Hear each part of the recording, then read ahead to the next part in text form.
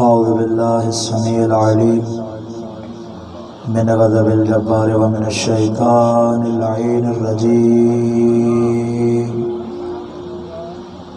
بسم الله الرحمن الرحيم. الحمد لله الذي إليه مصائر الخلق وعواقب الأمر. نحمده على عظيم إحسانه ونير برهانه ونوام فضله وامتنانه. إن الله بعث محمدا نذيرا للعالمين وأمينا على التنزيل. ثم الصلاة والسلام على النبي الكريم الذي سمع في السماء بأحمد وفي الأرضين أبي القاسم مصطفى محمد.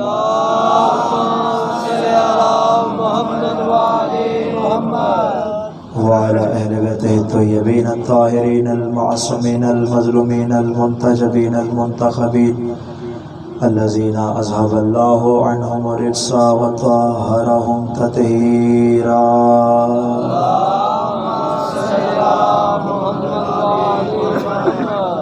أما بعد فقد قال الله تبارك وتعالى في محكم كتابه ومتقن خطابه. بسم الله الرحمن الرحيم. إنا علينا للهدى وإنا لنا للآخرة والأولى. صلوات.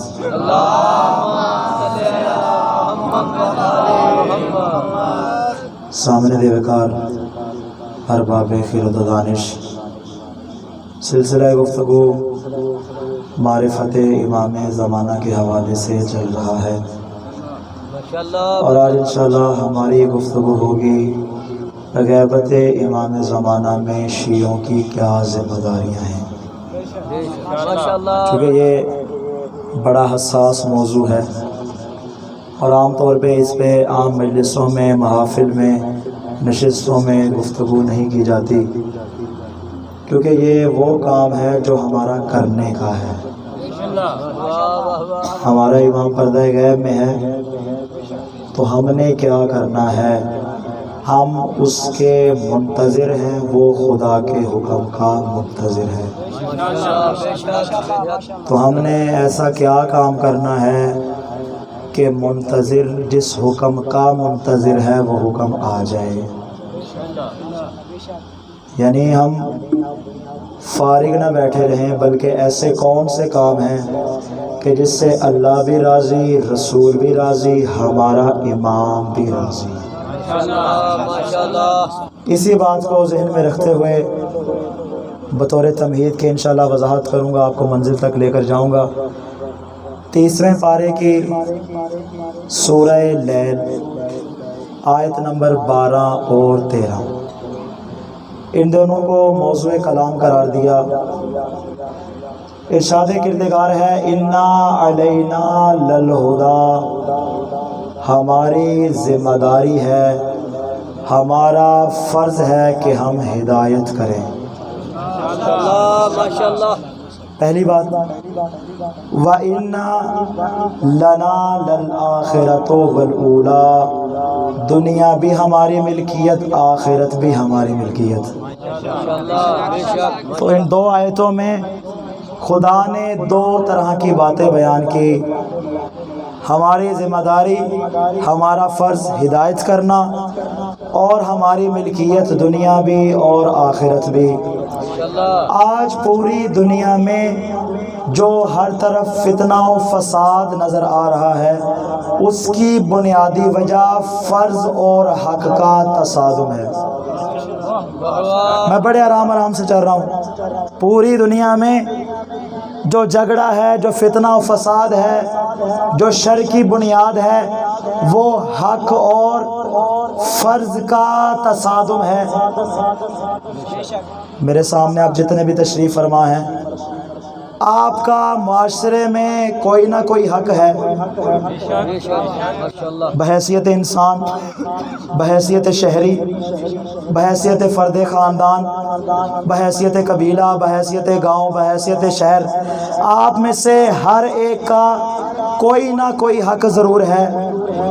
تو کیا آپ کا کوئی فرض نہیں ہے؟ جس طرح آپ کا حق ہے ویسے ہی آپ کا فرض بھی ہے، یعنی کچھ حق ہے جو ہم نے لینا ہے اور کچھ ذمہ داری ہے جو ادا کرنی ہے۔ میں کہوں گا عجب ذات کا کمال ہے، اس خدا نے کیسے لطیف انداز میں کہا اِنَّا عَلَيْنَا لَلْہُدَىٰ، ہماری ذمہ داری ہے ہدایت کریں، وَإِنَّا لَنَا لَلْآخِرَةُ وَالْأُولَىٰ، اور دنیا اور آخرت ہمارا حق ہے۔ یعنی اس ذات نے پہلے اپنی ذمہ داری کی بات کی، بعد میں اپنے حق کی بات کی۔ تو اگر اس اللہ کے ماننے والے مسلمان ہو تو پہلے اپنا فرض ادا کرو، اس کے بعد اپنا حق مانگو۔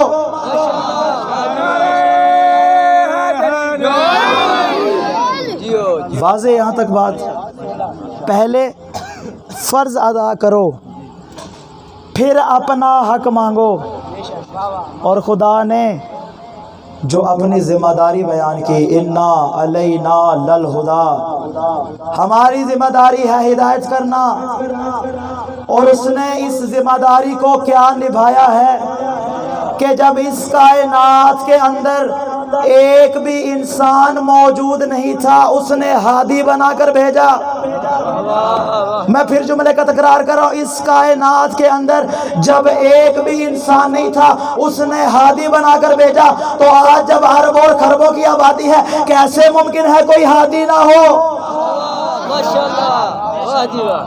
جس نے ہدایت کی ذمہ داری لی ہے تو اس نے ہادی پہلے بھیجا، اور ہدایت بھی اس نے دی تو دو طرح سے دی،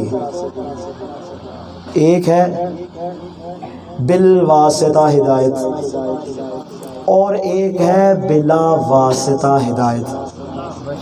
میری عادت نہیں کہ میں یوں اصطلاحات بیان کر کے جان چھڑا لوں، میں وضاحت کروں گا۔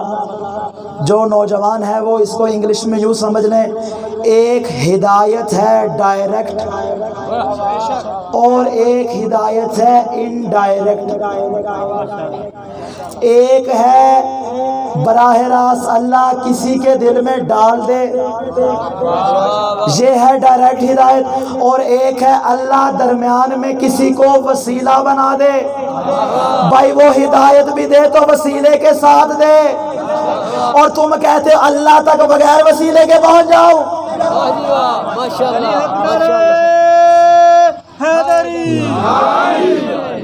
ایک ہے واسطے کے بغیر ہدایت اور ایک ہے واسطے کے ساتھ ہدایت۔ اللہ نے جب انسان کو اس دنیا میں بھیجا،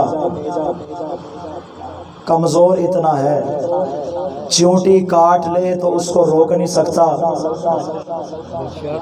بھوک کا احساس ہے بتا نہیں سکتا، پیاس لگتی ہے اظہار کر نہیں سکتا۔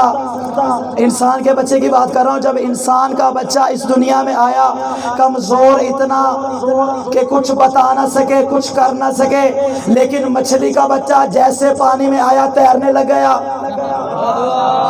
پرندے کا بچہ جیسا آیا رزق کی تلاش میں اڑنے لگ گیا۔ بھائی میں کہوں گا یہ جانور کا بچہ، یہ پرندے کا بچہ اتنا طاقتور کہ آتے ساتھ ہی اپنے کام میں لگ گیا، اپنا رزق تلاش کرنے لگ گیا، لیکن انسان اتنا کمزور کہ وہ دوسروں کا محتاج ہے، کوئی اس کا کام کر کے دے۔ مالک یہ فرق کیوں آیا؟ تو نے اس کو بلند درجہ دے دیا جو کمتر ہے، جو اشرف المخلوقات ہے اس کا درجہ گھٹا دیا، تو آواز آئے گی میں نے اس لیے انسان کو کمزور رکھا کہ اس کی کمزوری دیکھ کر ماں رک جائے، ماں کی کمزوری دیکھ کر باپ رک جائے، ماں باپ ملے تو خاندان بنے، خاندان ملے تو معاشرہ بنے، معاشرہ بنے تو ملک بنے۔ کمزور اس لیے بنایا کہ یہ کمزور انسان ایک مضبوط معاشرہ بنا دے۔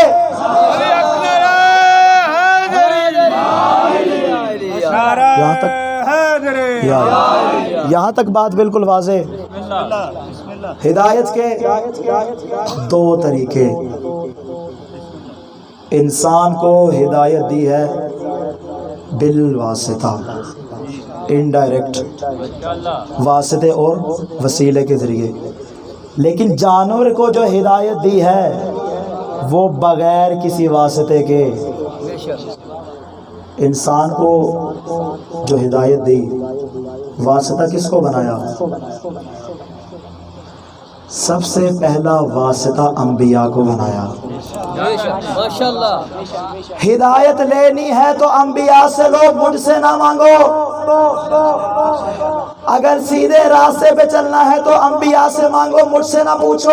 میں نے تمہیں راستہ دکھا دیا ہے، چلنا تیرا کام۔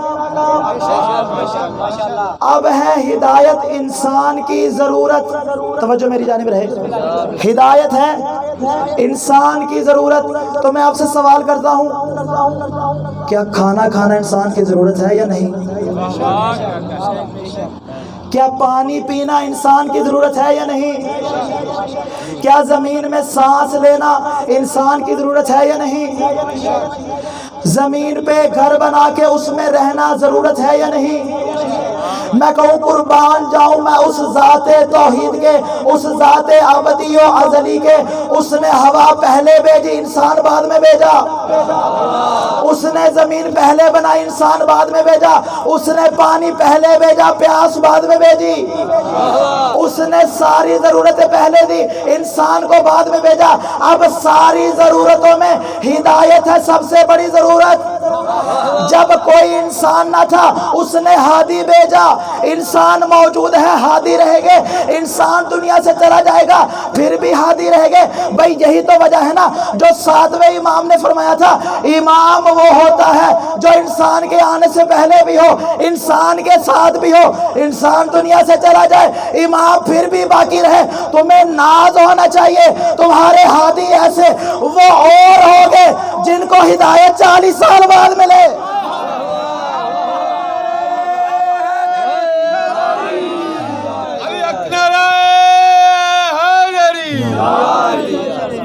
اس ذات نے تو یہ گوارا نہ کیا کہ انسان ایک لمحے کے لیے ہدایت سے محروم رہ جائے۔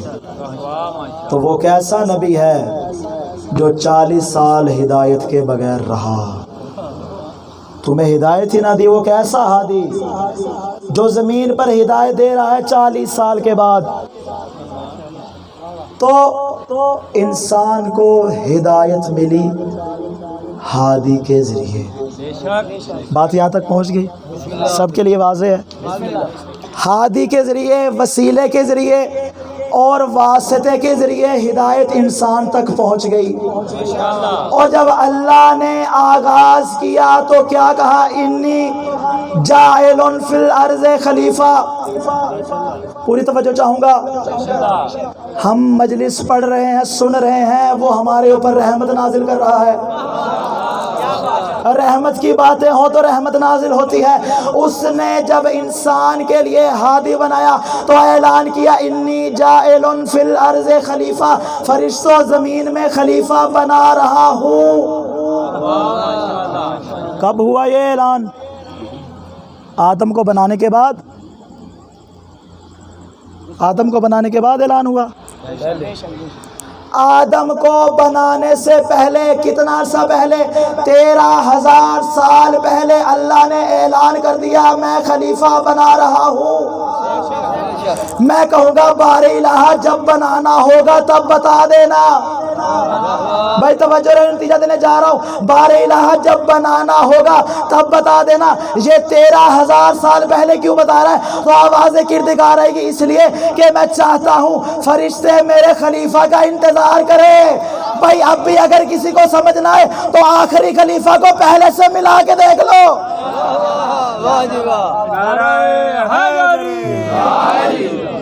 وہ چاہتا ہے، وہ چاہتا ہے بندے میرے خلیفہ کا انتظار کریں۔ اب یہاں پہ جملہ ذہن میں آ رہا ہے، اجازت ہو تو بیان کر دوں۔ زمین کے مختلف مقامات سے آدم کی مٹی اٹھائی گئی، پتلا بنایا گیا، خلیفہ بن رہا ہے۔ اب اس کے پاس سے ملائکہ بھی گزر رہے ہیں، شیطان بھی گزر رہا ہے۔ ملائکہ دیکھتے ہیں، احترام کرتے ہیں، یہ اللہ کا خلیفہ ہے۔ شیطان گزرتا ہے، مذاق اڑاتا ہے، کہتا ہے یہ مٹی خلیفہ بنے گی۔ بھائی تو خلافت سے پہلے جو انتظار کا زمانہ تھا اس میں دو رویے سامنے آئے، فرشتوں نے احترام کیا، شیطان نے مذاق اڑایا۔ آج بھی انتظار امام میں دو رویے ہیں، جو امام کا انتظار کرے وہ فرشتے کا پیرو، جو مذاق اڑائے شیطان کا پیرو۔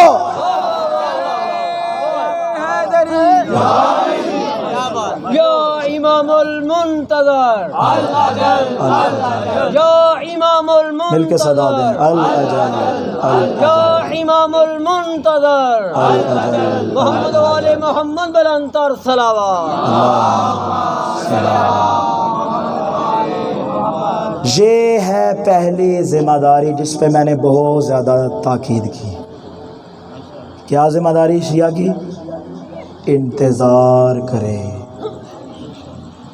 جو انتظار نہیں کرتا کیا امام کا ساتھی ہوگا؟ جو انتظار نہیں کرتا کیا امام کے لشکر میں ہوگا؟ تو امام کے ساتھ ہونے کی پہلی شرط ہے انتظار کرنا۔ اور کیسا عظیم ہے یہ انتظار کہ انتظار الفرج افضل العبادات، اس کا انتظار افضل ترین عبادت ہے۔ بھائی نماز بھی عبادت، روزہ بھی عبادت، حج بھی عبادت، زکوٰۃ بھی عبادت، خمس دینا بھی عبادت، دیگر ساری عبادات ہیں، لیکن کسی کو افضل عبادت نہ کہا۔ اس کو کیوں کہا؟ اس لیے کہ جو حقیقی معنوں میں امام کا منتظر ہوگا وہ نماز بھی پڑھے گا، روزہ بھی رکھے گا، حج بھی کرے گا، زکوٰۃ بھی دے گا، اعمال صالح انجام دے گا۔ کیوں؟ امام کی رکاب میں لڑ ہی وہ سکتا ہے جو مومن ہو، فاسق امام کا ساتھی نہیں ہو سکتا۔ سب سے پہلی شرط ہے انتظار۔ انا علینا للہدی، پہلے ذمہ داری ادا کرو، پھر کہو امام آ جاؤ۔ حق اپنا بعد میں مانگو، پہلے اپنا فرض ادا کرو۔ اب انتظار کے ضمن میں میرے ذہن میں دو احادیث ساری اجازت ہو تو بیان کر دوں۔ صادق آل محمد کا ایک صحابی، اللہم صلی علی محمد و آل محمد، نام ہے فضیل ابن یسار، وہ ایک مرتبہ محضر امام میں آیا۔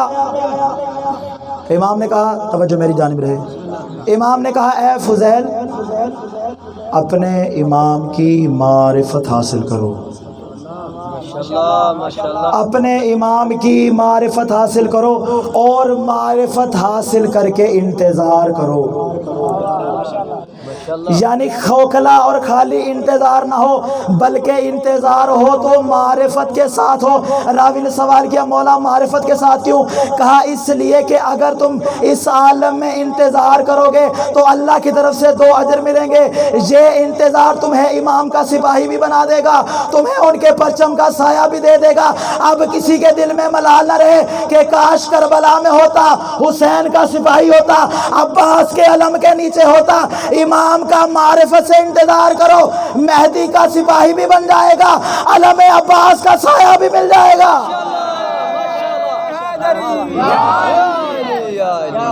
حقیقی منتظر بن جاؤ، سپاہی امام بھی بن جاؤ گے، اور وہ پرچم جو میں نے بتایا تھا جس کا نور مشرق سے لے کے مغرب تک ہوگا، اس علم کا سایہ بھی نصیب ہو جائے گا۔ دربار مولا صادق سجا ہوا ہے، اچانک دروازے سے ایک ضعیف العمر شخص داخل ہوا، اتنا بوڑھا ہے کہ کمر جھکی ہوئی ہے، ٹانگیں اتنی کمزور ہے کہ چلنے سے لاچار ہے، لیکن جیسے ہی اس کی نگاہ صادق آل محمد پہ پڑی وہ بوڑھا جوان ہو گیا۔ بھائی ہماری مجلسوں میں یہ جو بوڑھے جوان ہو کے نعرہ لگاتے ہیں یہ بلا وجہ نہیں، جس کی مجلس میں بیٹھ کے بوڑھا جوان ہو جائے اس کی زیارت کر کے عالم کیا ہوگا۔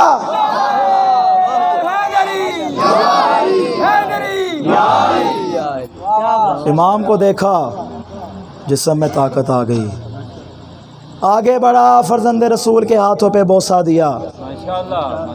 بوسہ دینے کی دیر تھی، آنکھوں سے آنسو جاری ہوئے۔ مولا نے کہا روتا کیوں ہے؟ کہا مولا 100 سال گزر گئے، آپ کے قائم کا انتظار کر رہا ہوں۔ دیکھیے کیسی معرفت ہے مولا کے شیعوں کی۔ کہا 100 سال بیت گئے، آپ کے قائم کا انتظار کر رہا ہوں، بدن کمزور ہو چکا ہے، ہڈیوں میں جان باقی نہیں رہی۔ مولا آپ کے شیعہ پریشان ہیں، دشمن خوش ہیں، دشمن دنیا داری میں مصروف ہے، شیعہ مشکلات کا شکار ہیں۔ مولا نے کہا اے میرے شیعہ، اے میرے چاہنے والے، تو نے ویسے انتظار کیا جیسے انتظار کا حق تھا۔ اب سنیے گا، امام اس کو نہیں فرما رہے، امام آپ کو فرما رہے، کہہ رہے جیسے انتظار کا حق تھا تو نے انتظار کر لیا۔ یاد رکھنا اگر اس حال میں زندہ رہا اور امام کے ساتھ مل گیا تو وہ درجہ ملے گا جو کسی کو نہ ملے، اور اگر اس دنیا سے چلا گیا تو اللہ تجھے وہاں سے اٹھائے گا جہاں سے اپنے نبی محمد کو اٹھائے گا۔ بھائی دنیا مرتی ہے، اپنی زندگی میں رسول کا صحابی بن جائے۔ امام فرماتے ہیں اپنے قائم کا انتظار کرو، آخرت میں محمد کے صحابی۔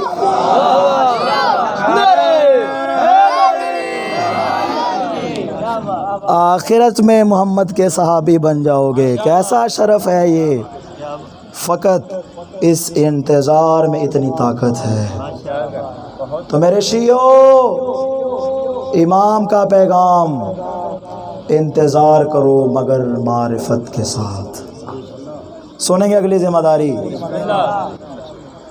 امام فرماتے ہیں غیبت کے زمانے میں شیعوں کی دوسری ذمہ داری یہ ہے کہ جب بھی اپنے امام کا ذکر کریں تو احترام کو ملحوظ رکھیں۔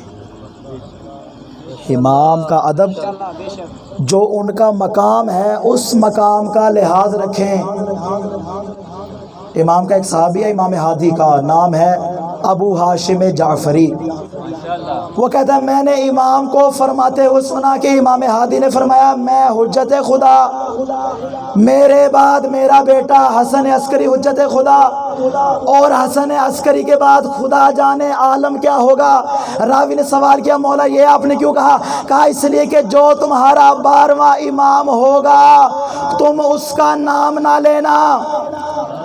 بھائی توجہ، میری جان نتیجہ دینے جا رہا ہوں۔ کہا جو تمہارا آخری امام ہوگا تم اس کا نام نہ لینا۔ راوی نے ہاتھوں کو جوڑا، مولا اگر ہم اس زمانے کے علی کو یاد کریں تو کیسے کریں؟ کہا اگر تم اس علی کو عبادت سمجھ کے یاد کرنا چاہو تو کہو حجت آل محمد۔ وہ آل محمد کی حجت ہے، اور ممنوعیت آئی ہے روایات میں کہ رسول خدا کے ہم نام ہیں لیکن امام کا نام لینا جائز نہیں۔ یہ احترام ہے امام کی ذات کا کہ جب وہ تشریف لائیں گے لوگوں کو بتائیں گے مجھے اس نام سے پکارو۔ غیبت میں امام کے نام کا احترام، یہ دوسری ذمہ داری۔ تیسری ذمہ داری امام کے نام کی محافل و مجالس منعقد کرنا۔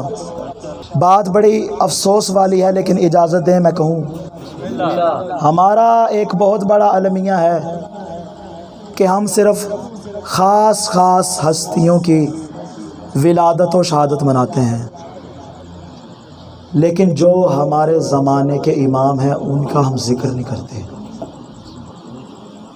یہ بہت بڑا المیہ ہے ہمارے معاشرے کا، یہ افسوس کا مقام ہے۔ ٹھیک ہے پنجتن پاک کا مقام بہت عظیم ہے، لیکن جو اس زمانے میں جس کی اطاعت ہمارے اوپر واجب ہے وہ امام زمانہ ہے۔ تو یعنی ہمارے زمانے کا محمد بھی وہ، ہمارے زمانے کا علی بھی وہی، ہمارے زمانے کا حسن بھی وہی، حسین بھی وہی، تو ہمیں سب سے زیادہ اس کا ذکر کرنا چاہیے۔ امام کا صحابی ہے عباد ابن کثیر، اس نے کہا مولا میں نے شخص کو یہ کہتے ہوئے سنا، وہ کہہ رہا تھا جو قصہ اور کہانی تمہیں سنا رہا ہوں اگر کسی محفل میں یہ پڑھ دی جائے تو وہ کبھی بدبخت نہیں ہوگی۔ جیسے امام نے سنا چہرے پہ جلال آیا، کہا وہ شخص جھوٹ کہتا ہے، اس کی بات میں سچائی نہیں۔ ہاتھوں کو جوڑ کے کہا مولا آپ بتائیے وہ کون سی محفل ہے جو کبھی بدبخت نہیں ہو سکتی؟ امام نے کہا وہ محفل کبھی بدبخت نہیں ہو سکتی جس میں آل محمد کا ذکر کیا جائے۔ بھائی تمہیں مبارکباد دینی چاہیے، تمہارے شجرے بھی خوش نصیب، تمہاری مجلسیں بھی خوش نصیب۔ ہم دنیا والوں کو اعلان کر کے بتاتے ہیں ہماری مجلسوں میں آؤ، خوش نصیبی لے کے چلے جاؤ۔ جنت میں گھر بنے گا، آزما کے دیکھ۔ سبحان اللہ۔ جنت میں گھر بنے گا، آزما کے دیکھ، فرشے آزا حسین کی گھر میں سجا کے دیکھ۔ نعرہ حیدری۔ مجلسیں اور محافل منعقد کر کے امام کا ذکر کیا جائے، چونکہ پورا سال عام طور پہ موقع نہیں ہوتا، اسی بنا پر میں نے اس عشرے میں اپنے سارے موضوع کو مختص امام سے کر دیا کہ ہمارے زمانے کا امام راضی ہوگا تو خدا بھی راضی ہوگا۔ امام اپنے شیعوں کے حالات سے باخبر ہیں۔ یہ ہوگی تیسری ذمہ داری۔ سنیں گے چوتھی ذمہ داری؟ اگرچہ بہت ذمہ داریاں اگر میں بیان کرنے لگ جاؤں تو شاید وقت نکل جائے۔ ایک کتاب ہے، حوالہ دے کے چلا جاؤں، انشاءاللہ جو ذوق والے اس کا مطالعہ ضرور کریں گے۔ کتاب کا نام ہے مکیال المکارم، عربی زبان میں ہے، البتہ اردو زبان میں اس کا ترجمہ ہے ارتباط منتظر کے نام سے۔ 2 جلدوں میں کتاب ہے۔ اس کی دوسری جلد میں تقریباً زمانہ غیبت میں شیعوں کے 71 ذمہ داریاں اور فرائض بیان کیے گئے ہیں۔ 71 تو بہت ضروری ہیں، پڑھنے چاہیے، مطالعہ کرنا چاہیے تاکہ معلوم ہو امام کو ہمیں کیسا شیعہ بن کے دینا ہے، بہت ضروری ہے۔ چوتھی ذمہ داری، جو جس کے دل میں جس حد تک امام کی معرفت ہے دوسروں کو بتائے، یعنی یہ معرفت کا اگلا درجہ ہے، جو معرفت تمہارے پاس ہے وہ دوسروں میں منتقل کرو۔ بھائی ہم اپنی نسلوں میں ذکر آل محمد کو اس لیے پروان چڑھاتے ہیں کہ معصوم کا حکم ہے جو تمہارے پاس ہے نسلوں میں دے دو، حکم امام ہے، دوسروں کو معرفت عطا کرو۔ جناب سیدہ فاطمہ الزہرا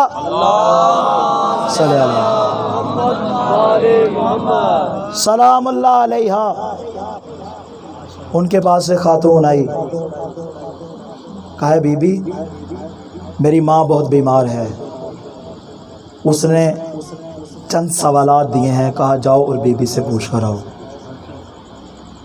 میں کہوں گا کیسا ہے بی بی کا مقام؟ بی بی نے کہا ہوگا سلونی سلونی قبل ان تفقدونی، علی کی ہمسر ہے تو کہے گی ہم سوال سے گھبرایا نہیں کرتے، جو پوچھنا ہے پوچھو۔ اس نے پہلا سوال کیا، دوسرا کیا، تیسرا کیا، چوتھا کیا، بھئی آپ کی پریشان ہو گئے، آپ سے تو نہیں سوال ہو رہا، پانچواں کیا، چھٹا کیا، 10 سوالات کر لیے۔ جب 10 سوال کر لیے تو شرمندہ ہو گئی، ہاتھوں کو جوڑ کے کہا بی بی کچھ کرنے تھے، 10 سوال کر لیے۔ اب بی بی نے ایک مرتبہ کہا پریشان کیوں ہوتی ہو؟ جانتی ہو جو لوگوں کی ہدایت کرے اسے ثواب کیا ملتا ہے؟ کہا بی بی آپ بتائیے، کہا اگر چند اینٹیں اٹھا کے چھت پہ رکھنی ہو اور اس کی تم قیمت 1 لاکھ معین کر دو، کم ہے یا زیادہ؟ اس نے کہا بی بی یہ تو بہت زیادہ ہے۔ کہا اگر زیادہ ہے تو جو اینٹیں اٹھانے والا مزدور ہے اس کو اپنی کمر پہ بوجھ محسوس ہوگا۔ کہا نہیں بی بی مال اتنا زیادہ ہے اس کو پرواہ نہیں ہوگی۔ بی بی نے کہا یہ تو دنیا کا مال ہے، میں آخرت کی بات کر رہی ہوں۔ جو بھی غیبت کے زمانے میں یتیمان آل محمد کی پرورش کرے گا، اللہ قیامت کے دن اعلان کرے گا اس کو 1 لاکھ لباس عطا کرو، اور جب ان کو 1 لاکھ لباس دیا جائے گا پھر اعلان ہوگا جن جن کی انہوں نے تربیت کی ہے ان کو بھی اتنے لباس دے دو۔ پھر سیدہ فرماتی ہیں اس لباس کا ایک ایک دھاگا ایسا ہوگا جو زمین و آسمان سے بہتر ہوگا۔ بھائی یہ تو وہ ثواب ہے جو امام قائم کی طرف ہدایت کرنے والے کو ملتا ہے، اللہ جانے خود امام کو دیکھنے کا ثواب۔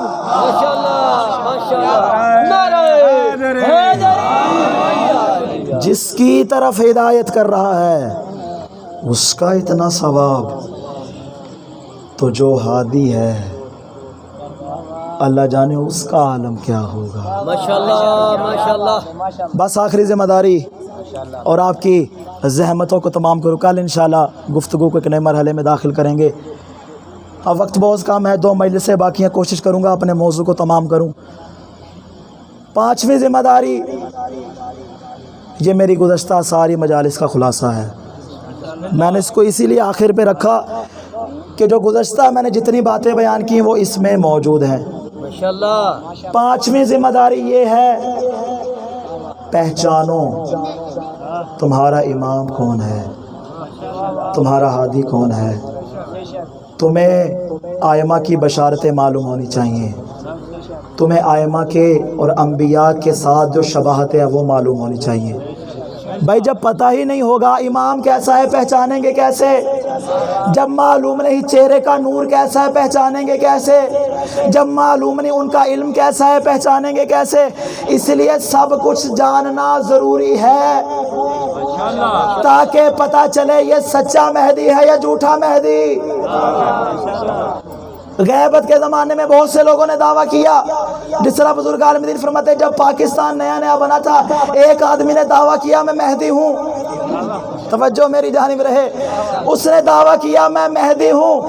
ایک سید بزرگوار اس کے پاس گئے، کہا میں نے سنا ہے تو مہدی ہے؟ اس نے کہا سنا کیا، میں ہوں مہدی، کوئی شک ہے تمہیں؟ کہا نہیں شک نہیں، یقین کرنے کے لیے آیا ہوں۔ کہا کر لو یقین جیسے کرنا ہے۔ کہا تو ہے ایک مہدی؟ اس نے کہا ہے۔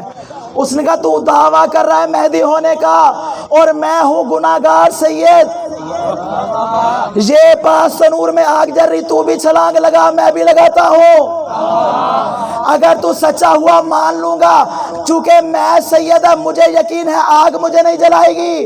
اس نے جیسے سنا کہا بھائی مجھے مروانا چاہتا ہے، تو معلوم ہوا جو آگ ہوگی وہ آل محمد کو نہیں جلائے گی، آگ بنی دشمنان اہل بیت کے لیے،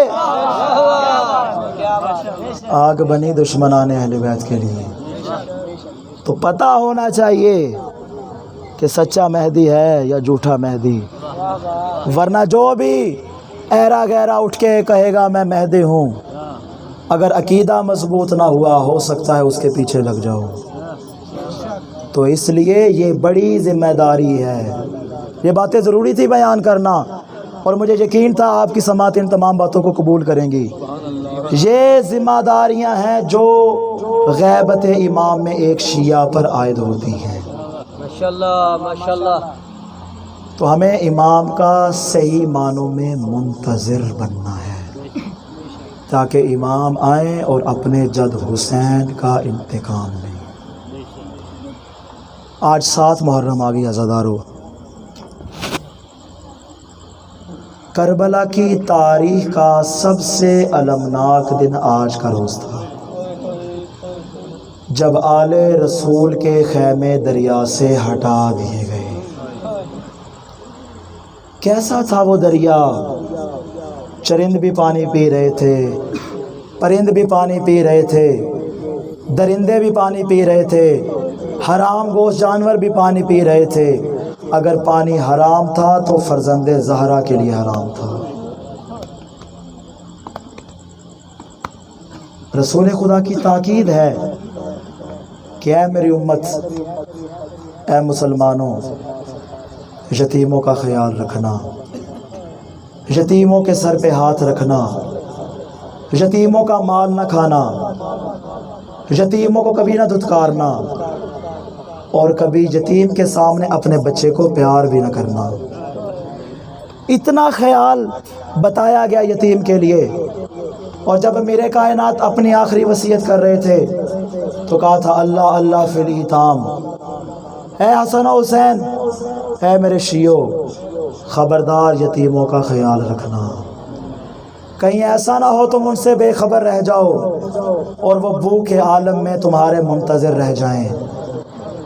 رسول خدا نے تاکید کی یتیموں کا خیال رکھنا، علی نے بھی تاکید کی یتیموں کا خیال رکھنا۔ اللہ جانے کربلا میں کیسے مسلمان تھے جنہوں نے یتیم حسن کی لاش پہ گھوڑے دوڑا دیے، کیسے مسلمان تھے जिन्होंने रहम न किया रसूल के नवासे का यतीम है, उसकी लाश को सवाब समझकर पामाल किया गया। मौला हसन का आखिरी वक्त है, 28 सफ़र का रोज़ है। इमाम हसन को जहर मिल चुकी। मैं वाक़या नहीं बयान कर, फ़कत इशारा कर रहा हूँ एक जुमले की जानिब। सीने में दर्द है। मौला हसन बिस्तर बीमारी पे कहा, भैया हुसैन मैं आराम कर रहा हूँ, किसी को अंदर ना आने देना। तारीख़ बयान करती है, अभी थोड़ी देर गुजरी थी, एक दरवाज़ा खुला, एक छोटा सा बच्चा आया और इमाम हसन के सीने पे लेट गया। जनाब उम्मे फरवा आगे बढ़ी के बच्चे को हटा दूं। एक मरतबा मौला हसन ने कहा, फरवा कासिम को मेरे सीने पे रहने दे, मुझे सुकून मिलता है। मैं कहूँगा अल्लाह जाने मौला की आंखों में करबला का मंजर होगा जब 13 साल के जवानों के लाश पे घोड़े दौड़ाए जा रहे हैं। कासिम को मेरे सीने पे रहने दो। वक्त आखिर मौला हसन का एक तावीज़ बांधा कासिम के बाजू पे। कहा में फरमा, अगर ज़िंदगी में किसी मकाम पे कासिम पे मुसीबत आ जाए तो इस तावीज़ को खोल लेना, इसमें इसका हल मौजूद है। बस हज़ारों वक्त गुजरता रहा। 28 रजब का रोज़ आया। जनाब उम्मे फरमा कासिम के साथ तैयार हुई, करबला के लिए रवाना हुई। शब आशूर आ गई। हर बीबी अपने बच्चे को आमादा करती है और जनाब उम्मे फरवा भी कासिम को आमादा कर रही है। बेटा तूने ऐसा जिहाद करना है दुनिया वालों को मालूम हो जाए हसन मैदान में आया है। आशूर का रोज आ गया। अकबर का लाश आया, कासिम तड़प के रह गया। ओना मोहम्मद के लाश आए, कासिम तड़प के रह गया। अब्दुल्ला उस्मान के लाश आए, कासिम तड़प के रह गए। जब एक मर्तबा मामू के पास गए, कहा मामू मैदान में जाने की इजाजत है। मौला हुसैन ने कहा नहीं कासिम, तू भैया हसन की निशानी है, मैं नहीं चाहता तुझे मैदान में भेजूं। और जानते हो कासिम की मारिफत किस मकाम पे थी। जब एक मर्तबा शबे आशूर मौला एक एक का नाम लेके बता रहे थे, तूने भी शहीद होना है, तूने भी शहीद होना है, कल तेरी भी शहादत है। मजमे से 13 साल का जवान उठा, कहा चचा शहीदों में कासिम का नाम भी है। मौला ने सवाल किया कासिम कई फल मौत हो इंदक, तू मौत को क्या समझता है। कहा चचा जान शहद से ज्यादा मीठी। मौला ने कहा हाँ कासिम, कल तू भी गुर्बत के आलम में शहीद होगा। और कहा फकत तू शहीद नहीं होगा, शिश महासगर भी शहीद होगा। एक मर्तबा कासिम ने बर्दाश्त न किया, कहा मौला क्या ये लईन खैमों में आ जाएंगे। कहा नहीं कासिम, असगर मेरे हाथों पे जाके करबला में शहीद होगा। अरे मैं कहूँगा कासिम नौजवान था, मगर ये गैरत कासिम थी जो बर्दाश्त न कर सकी। अल्लाह जाने शाम गरीबा सैयद सज्जाद ने मंजर कैसे देखा होगा। सकीना को तमाचे लगते रहे, सैयद सज्जाद देखता रहा। खैमों को आग लगती रही, सैयद सज्जाद देखता रहा। लईन रिदाए लूटते रहे, सैयद सज्जाद देखता रहा। बस एक मर्तबा कासिम ने इजाजत मांगी। 13 साल का बच्चा था, इजाजत मांगी। जब इजाजत नहीं मिली ना, एक मर्तबा खैमे के पीछे आके अपने घुटनों पे सर रखे कासिम ने रोना शुरू कर दिया। अज़ादारो जानते हो बेवा माँ से कभी यतीम बच्चे का रोना बर्दाश्त नहीं होता। जब जैसे ही कासिम के रोने की आवाज़ सुनी, खैमे के पास आई, कासिम को गोद में लिया। कहा कासिम क्यों रोते हो। कहा बाबा के पास जाता हूँ, मैदान में जाने की इजाजत नहीं देते। एक मर्तबा तावीज़ खोला, उसमें एक तहरीर लिखी हुई थी, या बुनैया कासिम इज़ा वजदता मकल हुसैन मज़लूमन गरीबन वहीदन अतशाना। कासिम जब चचा हुसैन अकेला भी हो, गरीब भी हो, मजलूम भी हो, प्यासा भी हो, अपनी जान उन पे कुर्बान कर देना। कासिम खुशी के आलम में वो तावीज़ लेकर मौला हुसैन के पास आए। हाथों को जोड़ के एक जुमला अर्ज करूंगा। माए बच्चों को तावीज़ पहनाती हैं कि उनकी जान महफूज रहे। हसन ने तावीज़ पहनाया, हुसैन पे कुर्बान हो जाए। मौला हुसैन के पास आए, چچا بھتیجے نے ایک دوسرے کو گلے سے لگایا. مولا حسین نے مدینے کی جانب منہ کیا, کہا ہائے میرا بھیا حسن. غربت کے عالم میں حسین کو یاد رکھا. ایک مرتبہ روتے روتے مولا حسین ادھر گش کھا کے گرے, قاسم ادھر گش کھا کے گرے. عزادارو, کبھی کسی کے گھر میں ایسا منظر نہ ہو جب کوئی بے ہوش ہو جائے اس کو ہوش میں لانے کے لیے پانی نہ ہو. اللہ جانے کیسے گھر سے افاقہ ہوا. ایک مرتبہ مولا نے کہا عباس زرہ لے کر آؤ اور قاسم کو پہناؤ. عزادارو جانتے ہیں زرہ کا کام کیا ہے؟ اگر تلوار لگے تو وہ بھی نہ لگے, اگر نیزہ لگے تو اس کا زخم بھی نہ ہو, اگر تیر لگے تو وہ بھی بدن پہ نہ لگے. عزادارو جو زرہ بنائی جاتی ہے وہ جوانوں کے لیے بنتی ہے. جب پہنانا چاہی زرہ بدن پہ پوری نہ آئی. مظلومیت قاسم, کہا میں حسن کی شجاعت کا وارث ہوں, میں ایسے لباس میں میدان میں جاؤں گا. ایک مرتبہ گھوڑے پر سوار کیا, میدان کی جانب قاسم روانہ ہوئے.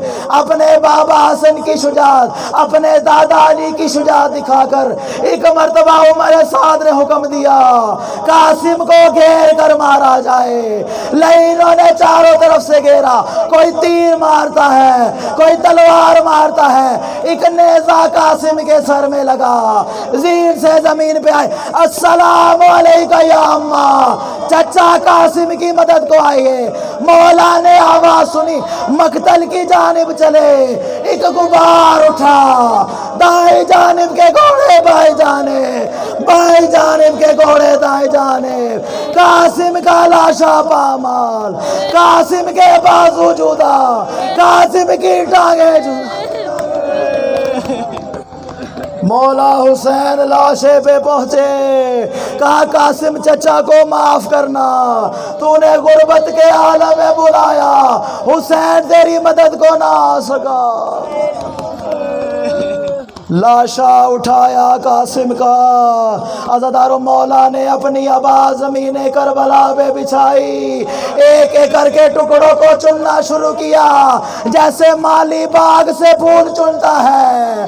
ایک مرتبہ گٹڑی بنا کے مولا نے اپنے کاندھے پہ رکھی.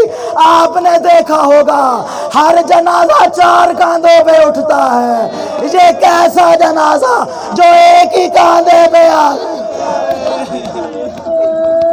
لاشا اٹھا کے خیموں کی جانب چلے.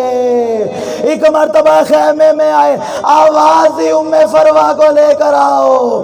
مولا نے آبا کو کھولا, قاسم کی لاش کے ٹکڑے.